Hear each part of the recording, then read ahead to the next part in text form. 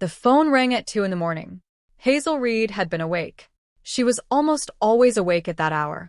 Not from insomnia exactly, but from the specific alertness of a woman whose twin sister worked for dangerous people in dangerous places, and who had learned years ago that the body keeps its own kind of watch when someone you love is regularly in harm's way. She answered on the first ring. The voice on the other end was not Harper's. It was a man named Sal who worked logistics for the Gambino organization and who had called Hazel exactly twice before in 3 years, both times to relay a message from Harper because Harper's phone was dead or confiscated, or simply because Harper had decided that a message delivered by proxy was safer than a direct call. This call was different from those two. Sal's voice was different. He said 7 words. Then he said he was sorry. Then the line went quiet. Hazel sat on the edge of her bed in the apartment she shared with Harper. Or had shared. Past tense arriving in real time, settling into the language of her life, with the finality of something permanent. She looked at the wall. On the wall was a photograph. The two of them at 17, standing outside the group home they had aged out of the previous year, both of them grinning with the specific defiant joy of people who have survived something and are not yet old enough to understand how much of the surviving is still ahead of them. Harper's arm around Hazel's shoulders. Hazel's hand on Harper's wrist. 2 versions of the same face laughing at the same camera. Hazel looked at the photograph for a very long time. She did not cry immediately. The crying came later, in the 3rd hour, and when it came it was the kind that takes the whole body. She sat on the floor of the apartment that smelled of Harper's particular combination of coffee and cheap cigarettes and the specific soap she had used since they were children, and she wept with the total physical surrender of a woman losing the only person who had ever been entirely hers. She wept for a long time. On the 3rd day, the crying stopped. Not because the grief was gone, because something else had arrived alongside it.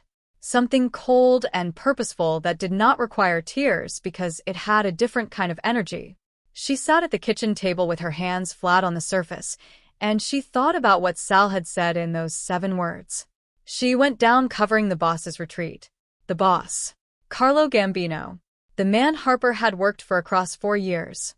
The man Harper had trusted with her loyalty and her skills, and ultimately with her life. The man who had walked away while her sister bled out on a warehouse floor. Hazel stood up. She walked to the bathroom. She looked at her own face in the mirror. Her face. Harper's face. The same jaw, the same eyes, the same specific shape of a mouth that people had spent their whole lives being unable to tell apart. She reached under the sink. She found the kitchen scissors Harper kept there for reasons Hazel had never asked about, because Harper had a category of practical preparations that Hazel had learned not to question. She stood at the mirror. She cut her hair to the length Harper had worn it. Shorter on the left, slightly longer on the right, the specific asymmetry of a woman who cut her own hair without caring about symmetry. She looked at the result. She was looking at her sister. She put the scissors down. She went to Harper's room. She sat on Harper's bed. She put her hands over her face. "He let you die," she said into the darkness of her own palms. "So I am going to walk into his world. And I am going to take everything from him the way he took everything from me." She lowered her hands. She looked at the room around her. Harper's leather jacket on the chair. Harper's boots by the door. Harper's collection of lighters on the windowsill, the cheap ones she went through constantly, and the one good one, scratched silver, that she had carried for 3 years. Hazel picked up the jacket. She put it on. It fit perfectly. It always had. 5 months is enough time to become someone else if you're willing to pay the full price of it. Hazel paid every cent. She started with the videos.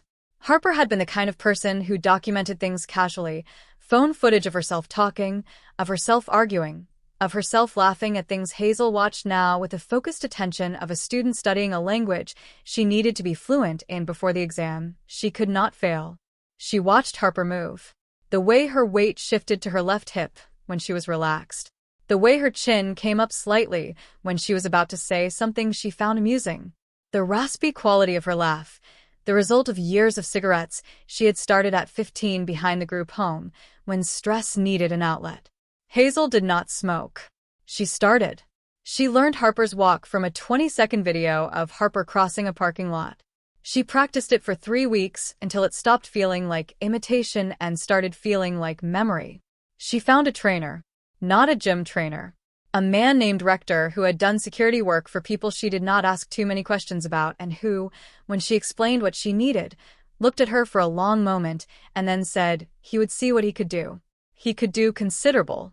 She learned to handle a weapon with the specific confidence of someone who had been handling weapons for years rather than months. She learned to move in the way that people who operate in dangerous environments move, always knowing the exits, always reading the room before anything else, always placing herself in relation to the door.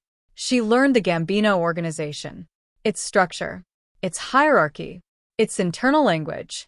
She read everything Harper had ever written down, which was not much because Harper operated mostly in her head, but the fragments were enough to construct a map of the world she was entering.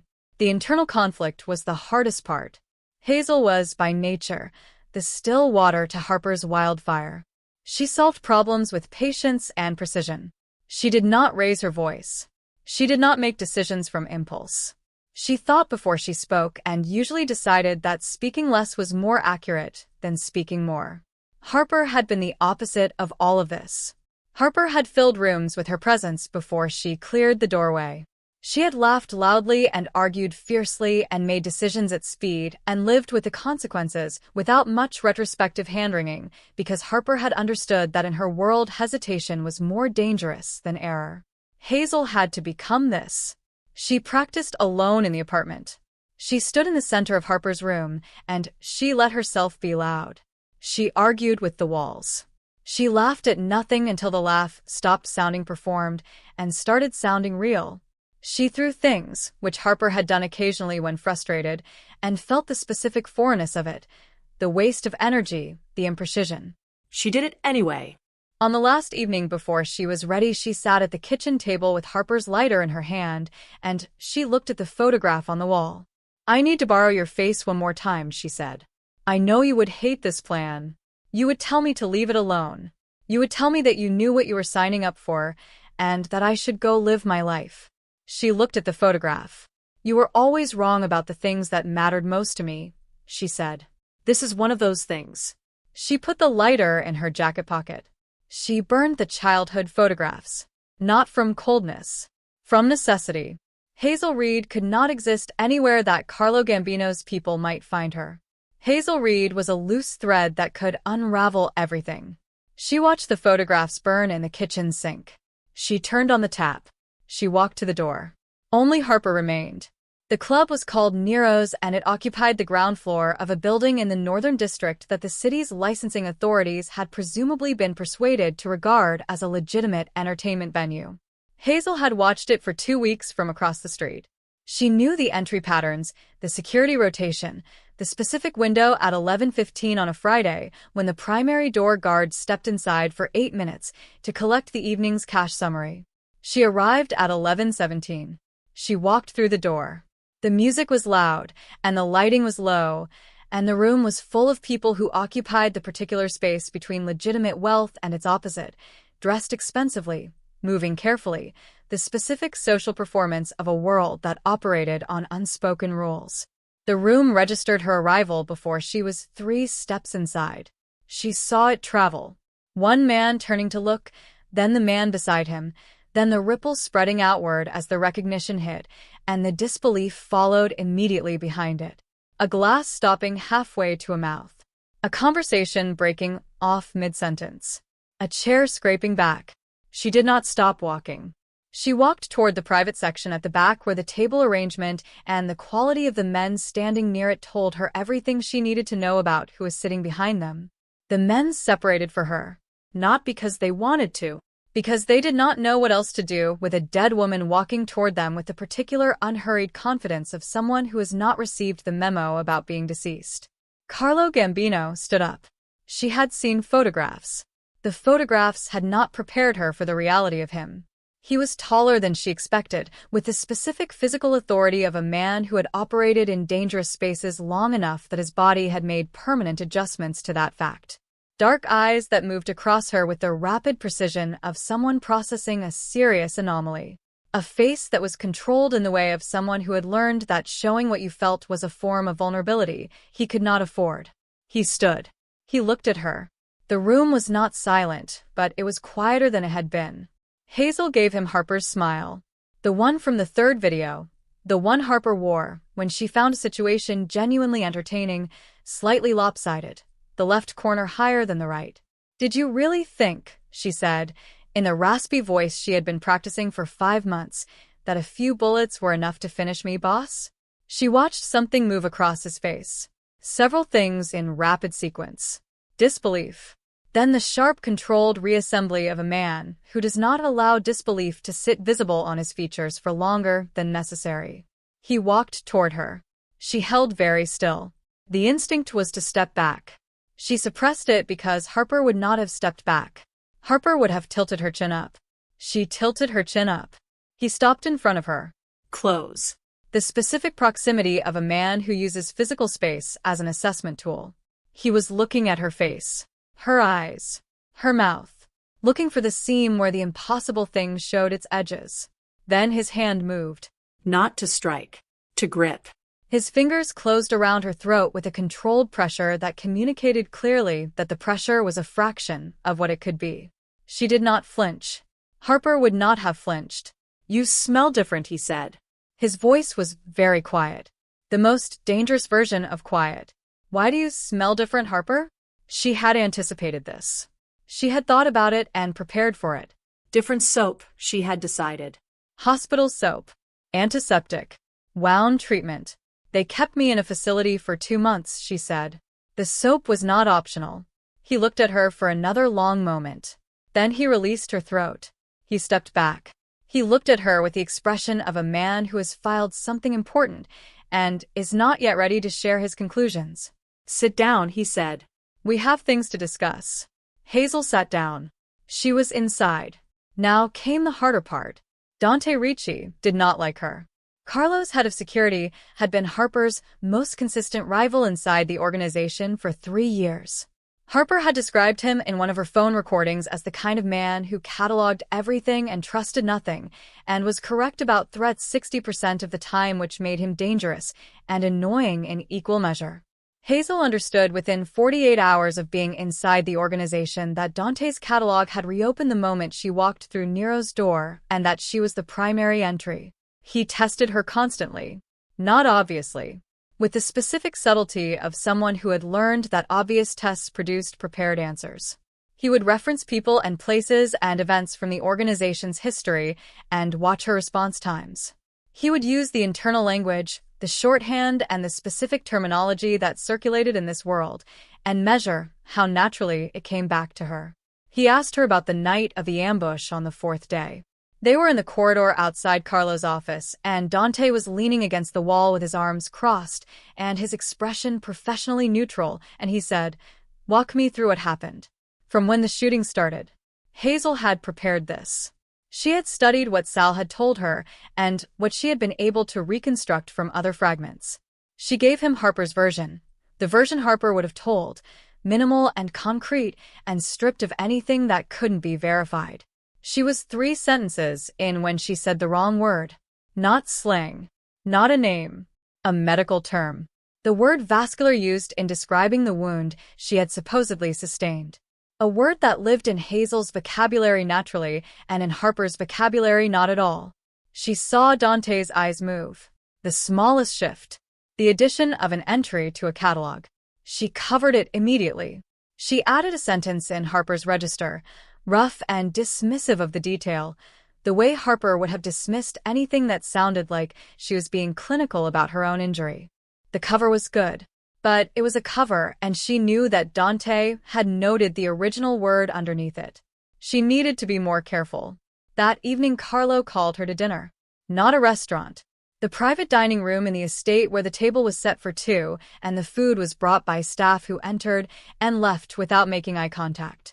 Carlo ate, without speaking for the first 10 minutes. He was comfortable with silence in the way of someone who understood that silence was frequently more informative than conversation. She was comfortable with silence too. More comfortable, probably, than Harper had been. She was not performing comfort with silence. This was the one moment in each day when she did not have to perform anything because silence required no characterization. He placed a gun on the table, between them, within reach of both. He looked at her across the table.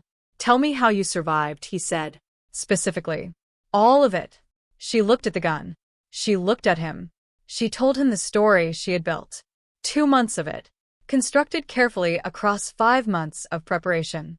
She told it the way Harper told stories, quickly, with specific details and unexpected places, and the broad strokes handled lightly. He listened without expression. When she finished, he picked up the gun. He placed it back in his jacket. All right, he said. 2 words. Carrying nothing conclusive in either direction. She went back to her room that night, and she sat on the edge of the bed, and she breathed for a long time. She was passing. Barely. She was passing. She found it on a Thursday morning. Carlo's desk was something she had access to for legitimate operational reasons: message retrieval, document management, the daily administrative overlap between his schedule and hers that her role inside the organization had come to include.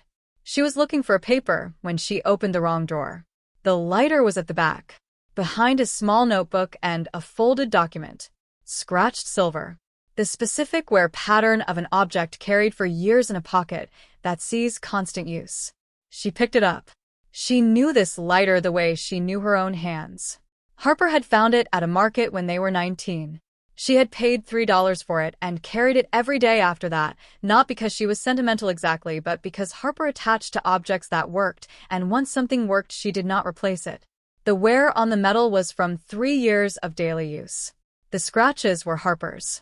The specific thumb mark worn into the side was from the way Harper held it, thumb on the wheel, the motion automatic and constant. Carlo had Harper's lighter in his desk. Not displayed. Not stored with care. Carried there.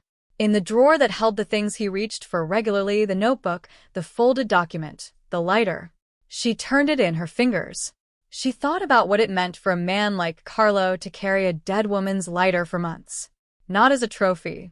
There was no display in it. He carried it in the ordinary place, where he kept ordinary things he used daily. She thought about what Sal had said. She went down covering the boss's retreat.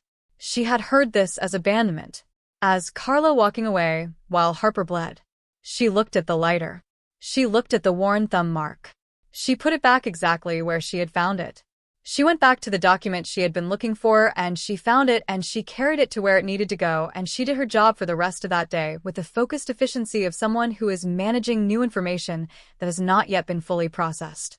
That evening she sat alone, and she thought about worn metal and thumb marks and what a man keeps in the drawer he opens every day. The laptop was in the storage unit Harper had rented under a name Hazel had found in the 3rd week of going through Harper's things. Not her name.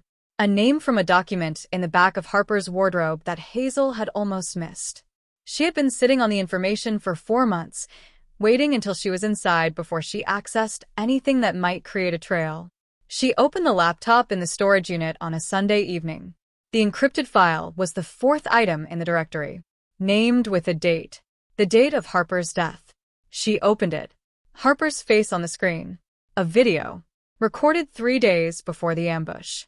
Harper looked directly at the camera with the specific expression she wore when she was serious, which was different from the expression she wore when she was performing seriousness. The real version was quieter. Less jaw, more eyes. Hazel, Harper said. If you are watching this, then I did not make it, and I am sorry. I am sorry for leaving, and I am sorry for not being more careful, and I am sorry I cannot be there to stop you from doing whatever you are about to do, because you are absolutely about to do something, and I know you. Hazel sat in the storage unit and watched her sister's face on the screen. I need you to hear this, Harper continued. I found something 3 weeks ago.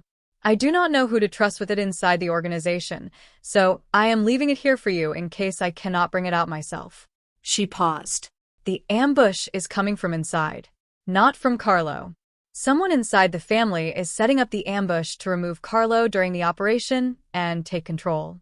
I do not know who yet. I am still working it out. Another pause. Do not trust the family, Hazel. Find out who set it up. And do not. She said this with the specific emphasis Harper used when she wanted something to land. Do not go after Carlo until you know the truth. Because if I am wrong about him being clean, then you can go after him with everything. But if I am right and you hurt him without knowing, that is on you, and I will be furious with you from wherever I end up." Harper almost smiled at that. "I love you," she said. "You are the better half. You have always been the better half. Go live your life." The video ended. Hazel sat in the storage unit in complete silence. She had come here to take everything from Carlo Gambino. She had just been told by her dead sister that she needed to understand the full picture before she did anything that could not be undone. She thought about the lighter in the desk drawer. She thought about the worn thumb mark. She closed the laptop. She sat for a very long time. Then she went back to the estate. She went to her room. She lay on the bed and she stared at the ceiling, and she built the new version of the plan in the careful, systematic way she built everything. The plan was no longer about destruction. It was about finding the truth. His name was Marco Fenn. Carlo's second. 15 years inside the Gambino organization. The man who ran the daily operations with the quiet efficiency of someone who had learned that the best position in a powerful man's world was the one closest to the power, without being the visible target. Hazel found the evidence across 3 weeks of careful looking. She found it in the communication records she had access to through her operational role, in the gaps, in the calls that happened between specific numbers at specific times that corresponded with the organizational movements in the weeks before the ambush. In the financial record of a payment that went through an intermediary company she spent 6 days tracing to its origin. She found it in a conversation she was not meant to hear between Marco and a man she did not recognize in the eastern corridor of the estate on a night when she had been working late and had taken a route back to her room that was not her usual route because her usual route had a security camera that had been repaired that afternoon, and she was not yet certain of the new angles. She stood in the corridor, and she listened to Marco discuss the next phase of what he called the consolidation. She listened to the specific language of a man who had been waiting for a long time to step into a position he had decided was his by right, and was now managing the final steps of acquiring it. She understood completely. Marco had arranged the ambush, not to kill Carlo, to destabilize him, to remove his most capable and loyal soldier in a way that looked like enemy action and would send Carlo into a defensive posture that Marco could manage and eventually redirect. Harper had died, so that Marco Fenn could eventually sit in Carlo's chair.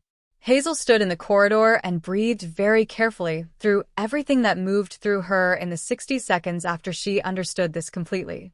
Then she went to her room and she sat at the desk and she wrote down every piece of evidence she had in the precise, organized way she wrote everything. Dates, names, amounts, communication references. The conversation she had heard, quoted exactly, because Hazel's memory for spoken language was the kind that did not lose words. She thought about what to do with this. She could go to Carlo, the man she had come here to destroy. The man whose lighter she had found worn smooth in a desk drawer. The man her sister had said to verify before acting against. She thought about Harper's face on the video. If I am right and you hurt him without knowing, that is on you. She thought about 15 years of Marco Fenn standing close to the power and waiting. She picked up her documentation. She went to find Carlo. She did not reach Carlo. Marco reached her first. She was crossing the lower courtyard of the estate at 6 in the morning, early, the specific hour when the security rotation was thinnest, heading toward Carlo's wing with the documentation in the inside pocket of Harper's jacket. 2 men stepped out from the shadow of the eastern wall. She knew immediately. The stance, the silence, the specific quality of men who have been positioned rather than arrived. She turned. Marco was behind her.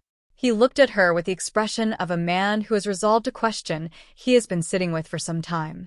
I have known since week 2, he said. Harper would never have used the word vascular. Dante flagged it. I have been waiting to see what you were doing here before I decided what to do with you. Hazel looked at him. She thought about 6 weeks of being inside this world, about performing Harper every day with the exhausting precision of someone who could not afford a single unguarded moment, about the lighter and the video and the documentation in her pocket. You killed my sister, she said. Not Harper's voice. Her own. She was finished with Harper's voice in this conversation. Marco tilted his head slightly. Your sister made herself inconvenient. She found something she should not have found. She found you, Hazel said. She found enough, he said. Not everything, but enough that removing her became necessary. He paused. You found more, I think, which makes you considerably more inconvenient. They took her to the warehouse. She recognized it from the description in Sal's call. The specific location, the specific configuration. The place where Harper had gone down. She walked into the building where her sister had died, and she breathed, and she thought with the cold, systematic focus of a woman who had been trained for 5 months by a man named Rector and who had, beneath the performance of Harper's wildfire, her own particular quality that was considerably more dangerous than wildfire in a room that required precision. Hazel did not fight like Harper. She fought like a surgeon. When it was over, she was standing and the two men were not, and Marco was against the wall with his wrist at an angle that communicated clearly that the angle was not accidental and the documentation was still in the inside pocket of Harper's jacket. The warehouse door opened. Carlo Gambino stood in the doorway. He looked at the room. He looked at Marco against the wall. He looked at her. He looked at her face. The face he had believed was Harper's for 6 weeks. He looked at her eyes. He looked at the way she was standing. The specific stillness of it. The precision of the space she occupied in the room. You, he said quietly. You are not Harper. The estate was quiet in a way that felt temporary. They were in Carlo's private study. Marco was in the care of 2 men Carlo had summoned with a single phone call. The documentation was on Carlo's desk. He had read it twice. He was standing at the window with his back to her. She sat in the chair across from his desk and she waited. She had become, across these months, very good at waiting. How long, he said. 6 weeks inside, she said. 5 months preparing. And before that, she died. I planned. She paused. That is the complete sequence. He turned from the window. He looked at her with an expression she had not seen on his face before. Not the controlled assessment he wore for everything. Not the cold authority. Something underneath both of those that had been covered for a long time and was now briefly visible. I tried to bring her back, he said. His voice was very quiet. After the ambush, I went back in. I carried her out of the line of fire myself. She was alive when I handed her to the medics. She died in the vehicle. Hazel looked at him. She thought about Sal's 7 words. She had heard them as abandonment. She had heard them that way for 8 months. Sal told me she went down covering your retreat, she said.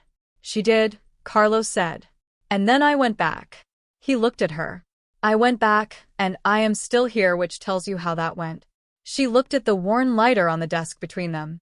She had placed it there when she laid down the documentation. She had not explained it, and he had not asked. He looked at it now. You found that, he said. In the drawer you open every day, she said. He said nothing. She left me a video, Hazel said. She told me to find the truth before I acted. She told me not to trust the family, but to verify before I moved against you. She paused. She was right about the family. She was right about you. Carlo looked at the lighter. He picked it up. He turned it in his hand with the specific automatic motion of someone who has done this thousands of times. Because I needed to be inside to find the truth, she said. And no one was going to let Hazel read inside. But everyone would let Harper read back in. Including me. Including you. A silence. She talked about you, Carlo said. Not often. She was not a person who spoke much about the things that mattered to her. But occasionally. He paused. She said you were the better half.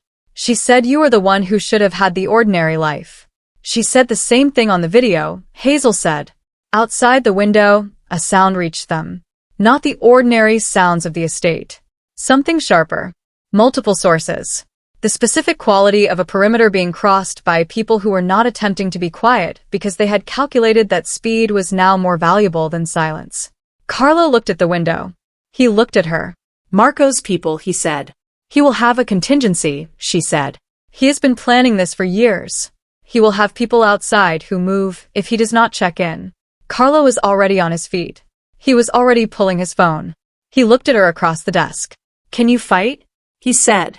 She thought about 5 months with Rector. About the warehouse 30 minutes ago. about the specific calm that arrived in her when a situation required precision rather than performance. Yes, she said. Like Harper? No, she said. Better. The estate's perimeter held for 19 minutes. Carlo's security was well-structured and responded to the breach with a rapid coordination of people who had trained for this specific contingency even if they had not expected it from this specific direction. Hazel operated in the chaos with the precise, unhurried focus that had always been her natural state in situations where everyone else was moving faster than their thinking. She was not faster than anyone. She was more accurate. She saw the angles that presented themselves and she moved through them with the specific economy of someone who had learned from Rector that in a room where everyone is fighting, the person who is thinking is the most dangerous one present. She stayed beside Carlo because that was tactically correct, and also because she had somewhere in the course of 6 weeks and a worn lighter and a video in a storage unit moved past the position she had occupied when she arrived. She had come here to take everything from him. She had found instead a man who had gone back into gunfire for her sister and carried her out and kept her lighter in the drawer he opened every day. She had found Marco Fenn. She had found the truth. When it was over, she sat on the steps of the estate's eastern entrance in the early morning light with Harper's jacket across her knees, and she looked at the grounds and she breathed. Carlo sat beside her. Not close. A respectful distance. The distance of a man who understood that he was sitting beside a woman who had earned the right to as much space as she needed. They sat without speaking for a long time. What happens now? She said finally. Marco faces what he is coming, Carlo said. With the documentation you brought, the case is complete. He paused. What happens to you is a different question. She looked at the jacket across her knees. She thought about Hazel Reed, who had burned her photographs and her name and 6 weeks of her life to walk inside a world she was not made for and find the truth her sister had died trying to bring out. She thought about what came after this. After the truth was properly placed and Marco was dealt with, and the organization had resolved what needed resolving. She did not know what came after this.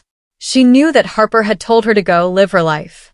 She knew that she had spent 5 months becoming her sister and 6 weeks performing her sister, and that she was tired in the specific deep way of someone who has been someone else for a long time and needs to remember who they were before. I need to leave, she said. I know, Carlos said. I came here to destroy you, she said. Not accusation. Statement of fact. He deserved the honesty. I know that too, he said. She would say I wasted 5 months, Hazel said. She would say you did exactly what she would have done, Carlo said. Which is not a compliment to either of you, but it is accurate. Hazel almost laughed. It came out small and genuine and surprised her. Carlo looked at her when she laughed. The expression on his face was complicated in the way that faces become complicated when they are managing several true things simultaneously. She would have liked knowing you came, he said quietly. She would have hated everything about how you did it. But she would have liked knowing you came. Hazel looked at the jacket. She thought about 2 girls outside a group home, laughing at a camera. Harper's arm around her shoulders. Her hand on Harper's wrist. Take care of the lighter, she said. She stood up. She handed the jacket to Carlo. Give that to someone who needs it. He took the jacket. He looked at it. He folded it carefully. She walked across the estate grounds toward the gate. She did not look back. Not because she was not feeling what was behind her, because she was feeling it completely, and she knew that turning back was not something either of them could afford. She walked through the gate. She walked into the morning. Hazel Reed. Not Harper. Not the performance. Not the borrowed face and the learned laugh and the raspy voice and the dead woman's swagger. Hazel. The still water. The better half. The one who was supposed to have the ordinary life. She was going to find out what that looked like. Starting now. Starting with 1 step and then the next, and then however many steps it took to reach the version of herself that existed on the other side of everything she had just walked through. Harper had been the sword. Hazel had always been the shield. The sword was gone. The shield remained. And shields, in the end, outlast almost everything. To everyone who has ever lost the person who made them feel whole. To everyone who has gone looking for truth in the darkest places because truth was the only thing that could make the loss mean something. Grief is not weakness. It is the shape love takes when it has nowhere left to go. What you do with that shape is the entire story. If this story reached you, please like, share, and leave a comment below. Tell us which moment stayed with you longest. Check the link below for a book worth reading on loss, identity, and the long work of finding yourself after someone essential is gone. Take care of yourselves. We will see you in the next story.